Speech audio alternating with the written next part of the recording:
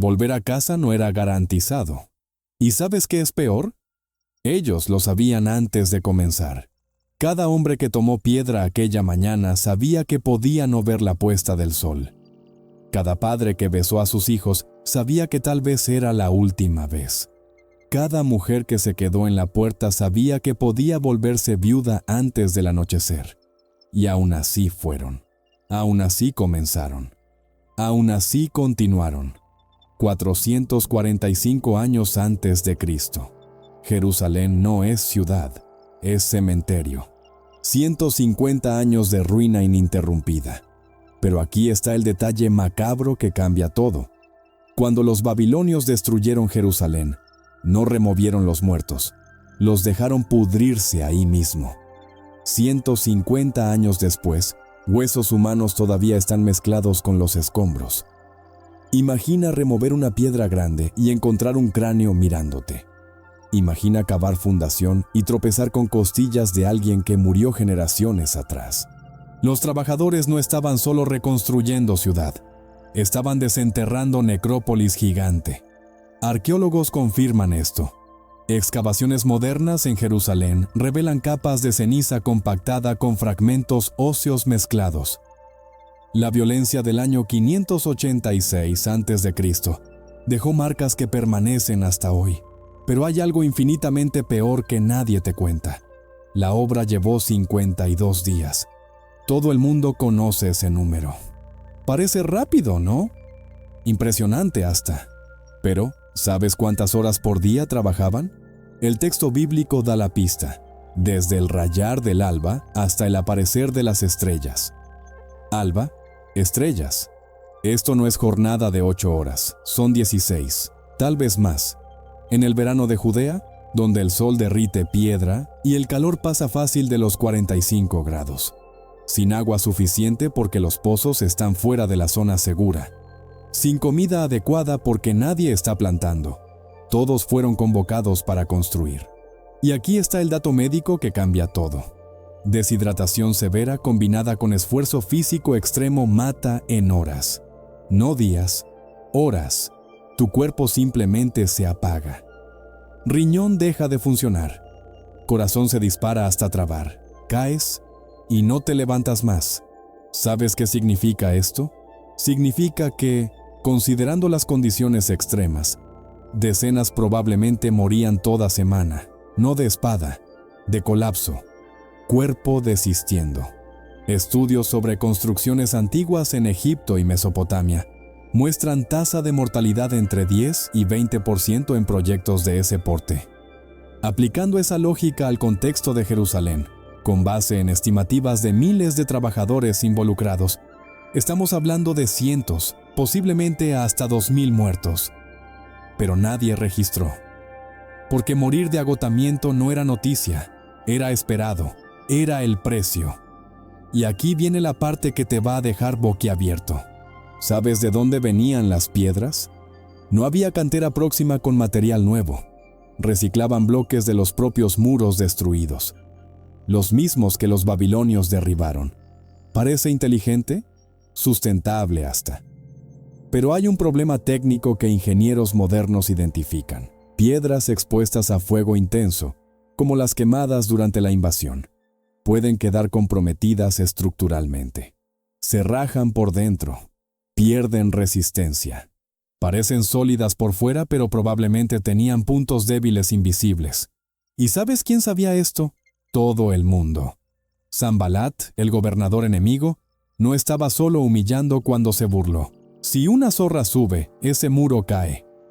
Es posible que estuviera haciendo análisis técnico real, que supiera que aquellas piedras tenían limitaciones estructurales. Los trabajadores también debían sospechar. No eran tontos. Estaban literalmente muriendo para construir estructura que, desde el punto de vista técnico, tenía fragilidades evidentes. Para. Respira. Deja que esto penetre. Estás quebrando el cuerpo 16 horas por día. Ves amigos desplomándose de agotamiento. Duermes con espada en la mano porque ataque puede venir en cualquier segundo. Quedas semanas sin ver a la familia. Y en el fondo, muy en el fondo, Sabes que estás construyendo algo con limitaciones reales. ¿Cuál es el nivel de desesperación necesario para continuar aún así? ¿Qué tipo de fe o locura sustenta esto? La respuesta está en una crisis que explotó en medio de la obra y te va a chocar. Mientras los pobres morían construyendo, los ricos judíos estaban destruyendo familias. El texto registra: hubo gran clamor del pueblo y de sus mujeres contra sus hermanos judíos. Clamor, revuelta pública, gritos en las calles. ¿Qué estaba ocurriendo? Aquí está el horror. Bajo dominio persa, Judá pagaba tributo de 50% de la producción agrícola. Mitad de todo va para el imperio. Documentos administrativos persas que sobrevivieron confirman esto. Ahora adiciona: todos los hombres capaces fueron convocados para construir. Nadie plantando, nadie cosechando, nadie produciendo. ¿Resultado? Hambre, hambre real, hambre que mata. Las familias comenzaron a pedir prestado de judíos ricos, pero la ley judaica prohíbe cobrar intereses a otro judío. Es pecado grave, crimen religioso. Los nobles cobraron igual, y cuando las familias no pagaban, tomaban los niños. Espera, vuelve. ¿Niños? Sí. El texto es explícito. Tuvimos que empeñar nuestros hijos e hijas para conseguir trigo y permanecer vivos. Empeñar. Entregar como garantía. Si no paga, el niño se vuelve propiedad permanente del acreedor. ¿Una niña de 8 años valía cuánto? Basado en documentos de venta de esclavos de Mesopotamia de aquella época, entre 20 y 30 siclos de plata. Aproximadamente 3 meses de comida. Padres haciendo el cálculo mental más devastador de la existencia humana. Hijo o hambre. Y eligiendo mal, porque no había elección correcta. Ahora imagina la psicología de esto. Estás muriendo de trabajar construyendo muro. Consigues volver a casa si consigues. Y la esposa cuenta llorando que entregó a la hija de 9 años al acreedor, porque necesitaban pan, porque no había otra salida. ¿Cuánto odio genera esto? ¿Cuánta desesperación? ¿Cuánto impulso homicida contra el acreedor que ahora es dueño de tu hija? El texto no registra asesinatos explícitamente, pero revueltas de esa magnitud, en contextos históricos semejantes, raramente terminaban sin violencia. Es razonable suponer que confrontaciones hayan ocurrido, aunque no estén documentadas. Y hay más, mucho más. Mientras trabajaban, judíos que vivían cerca de los enemigos venían a avisar: ellos van a atacar. 10 veces vinieron a avisar. 10. ¿Por qué 10 específicamente? ¿Por qué siempre los mismos? Considerando tácticas militares de la época, es muy probable que los enemigos usaran guerra psicológica. Rumores de ataque, movimiento de tropas visible, alarma falsa repetida. Objetivo: fatiga de alerta. Mantienes al enemigo en estado de pánico constante hasta que deje de creer en las amenazas. Y cuando el ataque real viene, está desprevenido. Esta estrategia probablemente funcionó algunas veces. Es posible que haya habido momentos en que la guardia bajó después de alarmas falsas. El texto no detalla, pero el patrón es consistente con prácticas militares del período. Pero lo peor, lo absolutamente peor, era la traición interna. El texto registra fríamente: en aquellos días los nobles de Judá enviaban muchas cartas a Tobías. Muchas cartas. Comunicación constante con el enemigo. Todo indica que eran reportes. Información sobre vulnerabilidades. Cada punto débil siendo reportado. Estás trabajando lado a lado con el traidor y no sabes quién es. Puede ser el tipo a tu lado. Puede ser tu primo. Puede ser tu suegro. Alguien aquí te está vendiendo y no sabes quién. Guerra externa la enfrentas. Guerra interna te corroe vivo. Y entonces, 52 días después de comenzar, lo imposible ocurre. El muro termina, contra todas las probabilidades, contra toda lógica, contra toda estadística de mortalidad, contra traición interna y amenaza externa. contra piedras comprometidas y hambre generalizada y niños siendo vendidos. Termina. ¿Y sabes qué hacen los enemigos? ¿Sabes cómo reaccionan? Retroceden. Simplemente retroceden, no atacan, no testan la resistencia, no mandan ni la zorra que Sanbalat mencionó. El texto dice: todas las naciones a nuestro alrededor quedaron con miedo, pues reconocieron que ese trabajo fue hecho con ayuda de nuestro Dios. Entonces aquellos hombres que murieron, aquellas familias despedazadas, aquellos niños vendidos, aquel sufrimiento absurdo, ¿valió? ¿Sirvió? La respuesta te va a tomar por sorpresa, porque no todo lo que parece victoria es victoria, y no todo sacrificio vale lo que costó. Pero esto solo vas a descubrir cuando el polvo baje y los verdaderos costos comiencen a aparecer. 52 días, muro listo, misión cumplida. Pero, ¿cuántos volvieron a casa? Esa es la pregunta que nadie hace, porque la respuesta no cabe en sermón motivacional. El texto bíblico no registra número de muertos, no lista nombres, no hace memorial. Apenas dice que el trabajo fue concluido. Punto. Historia que sigue, pero ausencia de registro no significa ausencia de muerte. Significa que nadie se importó en contar. Entonces vamos a contar. Estudios sobre construcciones antiguas en Egipto, Mesopotamia, Persia, proyectos del mismo período, misma escala, muestran tasa de mortalidad entre 10 y 20%. 1 de cada 10 no vuelve. 1 de cada 5 en los peores casos. Aplica esto a Jerusalén. Con base en estimativas históricas sobre la población de Judá, cerca de 50,000 personas, y considerando que probablemente 10 a 15,000 hombres trabajaron en el muro, llegamos a números perturbadores. 10% de mortalidad, cerca de 1,000 muertos. 20%, aproximadamente 2,000. Estas no son certezas, son proyecciones basadas en patrones documentados, pero incluso siendo estimativas, representan miles de familias destruidas, 2,000 sillas vacías en la mesa, 2,000 viudas despertando solas, 6,000 niños preguntando cuándo el padre iba a llegar. Pero aquí está algo que te sorprende. No todos murieron del modo que imaginas.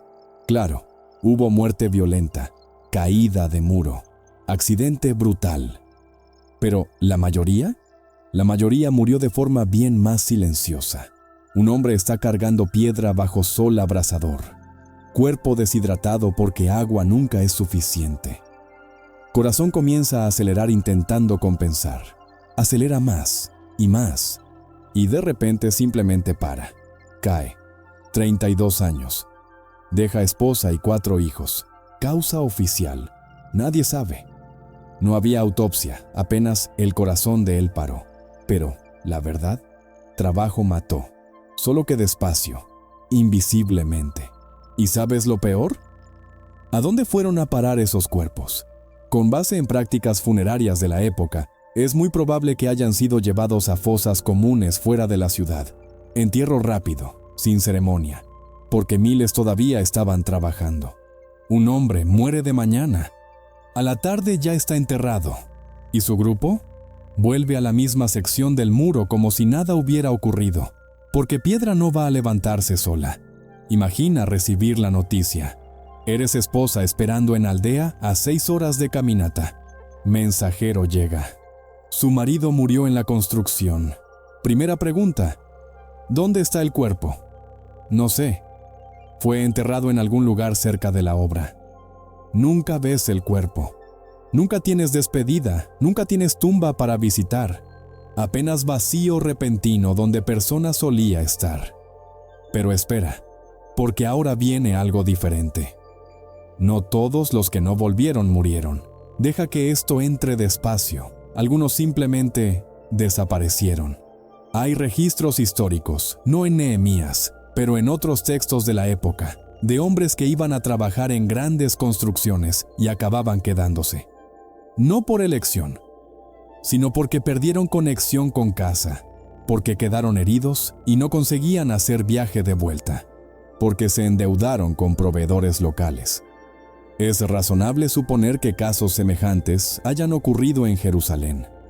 hombre que fue a construir por 52 días y acabó quedándose años, viviendo en los márgenes, nunca juntando dinero suficiente para volver. ¿Y la familia? Esperando, sin saber si está vivo o muerto. Ese tipo de desaparición era peor que muerte confirmada, porque muerte eventualmente aceptas. Pero, ¿ausencia sin explicación? Eso corroe para siempre. Ahora respira profundo, porque vamos a cambiar de ángulo. Están los que volvieron. Y aquí la historia tiene capas que no esperas. Muchos volvieron heridos, manos destruidas, espaldas arruinadas, pulmones llenos de polvo que años después causaría problemas crónicos. Pero, ¿sabes qué es curioso? Algunos volvieron con algo nuevo. Agricultor que nunca había salido de la aldea, de repente conoció técnicas diferentes. Aprendió a trabajar en equipo con miles. Desarrolló resistencia que no tenía. Hizo conexiones con gente de otras regiones. No estoy romantizando. El sufrimiento fue real. Pero vida es más compleja que apenas tragedia. Hubo hombre que volvió quebrado físicamente pero crecido de otras formas. Que vio cosas que nunca imaginó. Que participó de algo mayor que él mismo. ¿Esto compensa el dolor? Claro que no. Pero adiciona matiz. Porque seres humanos son complicados. Conseguimos cargar trauma y orgullo al mismo tiempo. Y hay algo más. Algo que los textos posteriores sugieren sutilmente. Aquellos 52 días crearon vínculo entre los trabajadores que duró generaciones. Hombres que sangraron juntos nunca olvidaron. Formaron red de apoyo mutuo. Se ayudaban unos a otros después. No es final feliz. Es solo real, humano, complicado del modo que vida siempre es. Pero ahora, viene la parte que realmente te va a tomar. Porque hay un grupo que nadie menciona. Un grupo que pagó precio altísimo pero nunca aparece en lista ninguna. Las mujeres. Mientras los hombres construían, ¿quién mantenía todo funcionando? ¿Quién plantaba? ¿Quién cosechaba lo poco que había? ¿Quién cuidaba de los hijos sola? ¿Quién sostenía la familia en pie cuando parecía que todo iba a desmoronarse? Ellas. Siempre ellas. Y cuando los hombres volvieron, muertos, heridos o cambiados, ¿quién cargó el peso de reconstruir vida? Ellas. De nuevo. Viuda criando 4 hijos sola. Esposa cuidando de marido inválido mientras trabajaba el doble. Madre explicando a niño por qué el padre volvió diferente. El texto no registra ningún nombre de ellas, ninguna historia individual, ningún reconocimiento. Pero sin ellas, nada habría sobrevivido. Ni las familias, ni la comunidad, ni la propia Jerusalén. Ellas fueron fundación invisible que sostuvo todo mientras los hombres construían muro visible. Y nadie nunca contó esa parte de la historia, hasta ahora.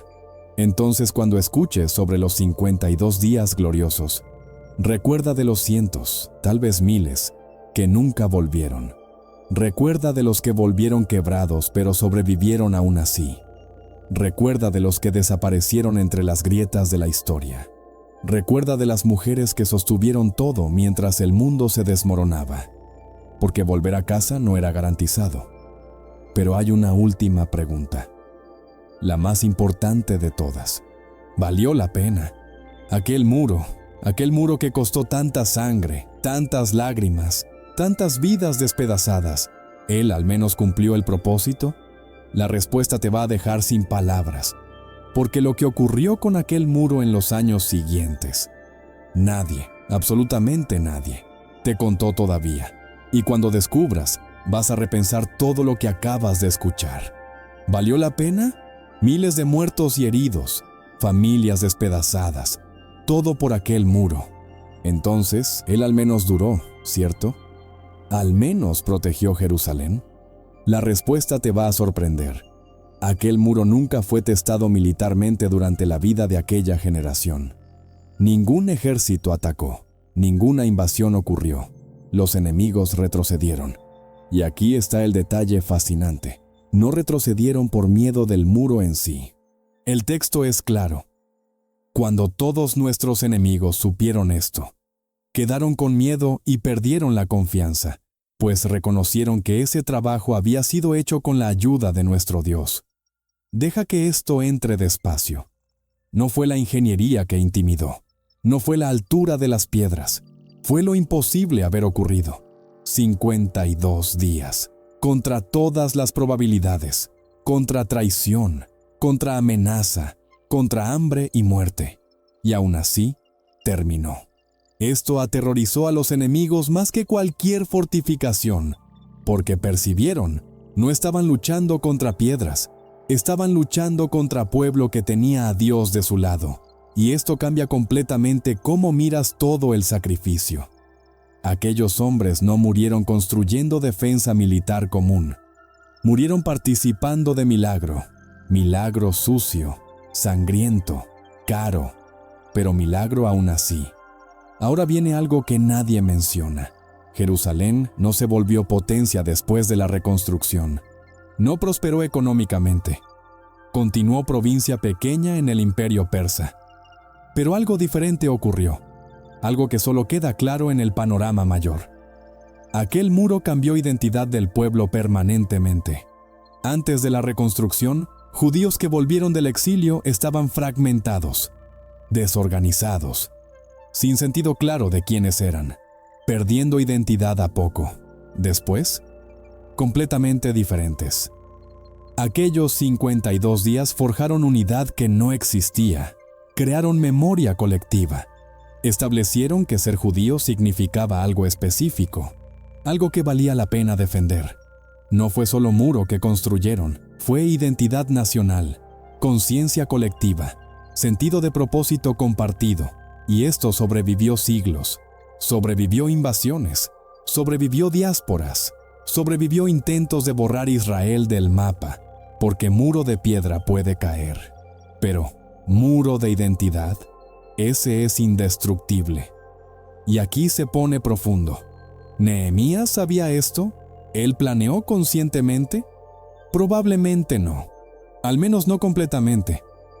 El texto muestra hombre de oración, hombre que lloró cuando supo de Jerusalén, que ayunó, que buscó dirección divina antes de actuar. No era estratega político, era siervo quebrantado obedeciendo llamado que recibió. Pero Dios estaba jugando ajedrez en otro nivel, porque lo que parecía proyecto de construcción era en realidad reconstrucción de pueblo entero, restauración de identidad, preparación para lo que venía. Siglos después, cuando invasiones reales vinieron, griegos, romanos, los muros físicos cayeron. Pero el pueblo sobrevivió. Mantuvo identidad, mantuvo fe, mantuvo conexión con Dios. ¿Por qué? Porque la verdadera reconstrucción no fue de piedra, fue de espíritu. Y aquí el detalle escalofriante. Aquella generación no vio el resultado final. No vio el impacto de largo plazo. No sabían que estaban moldeando futuro de nación entera. Solo sabían que necesitaban construir, hoy, ahora, con lo que tenían. A pesar del costo, fe de ellos no estaba en el resultado que verían. Estaba en Dios que los llamó. Y esto cambia todo. Porque aquellos que murieron, aquellos que volvieron quebrados, aquellas familias que sufrieron, no murieron por proyecto fallido. No sufrieron por nada. Fueron parte de algo que cambió historia, que preparó camino, que plantó semilla que floreció siglos después. ¿Esto hace el dolor menor? No. Dolor continúa siendo dolor, pero adiciona significado, propósito, eternidad. Y tal vez eso sea lo que diferencia sacrificio vacío de sacrificio santo. Hay algo más sobre Nehemías. Volvió a Persia después de 12 años. ¿Por qué? Porque había prometido al rey, porque mantuvo palabra, porque era hombre de integridad. Dejó Jerusalén funcionando, organizada. No abandonó, entregó bien estructurada. Años después volvió para segunda gestión, porque todavía se importaba. Y hay detalle que mayoría ignora.